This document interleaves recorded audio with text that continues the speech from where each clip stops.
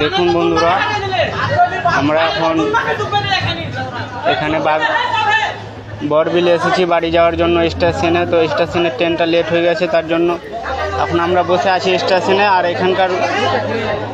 এখানকার উড়িয়া লোকগুলো বলছে যে এখানে থাকতে পাবা না তোমরা, তার জন্য বারে বারে মারতে আসছে, লাঠি নিয়ে মারতে আসছে, সব নিয়ে মারতে আসছে।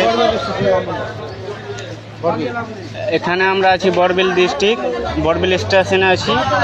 এখন আমাদের সুরক্ষিত নেই, আমরা এখন কোনো প্রোটেকশনে নাই। আমাদেরকে বারে বার তেরে তেরে মারতে আসছে। আমরা কি করব, কোথায় যাব? যেই দিকে যাচ্ছি ওদিকেই মারছে। আমরা ফেঁসে গেছি, একদম পুরোপুরিভাবে ফেঁসে গেছি। এখন আমরা সবাই এক জায়গায় জড়ো হয়েছি।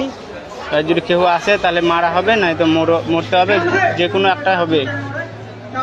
এখন ওদেরকে 4 জন এসেছিলো, ওদেরকে ঝগড়া করে পাঠিয়েছি। এখন ওরা বলছে আরও লোক নিয়ে আসবো মারার জন্য।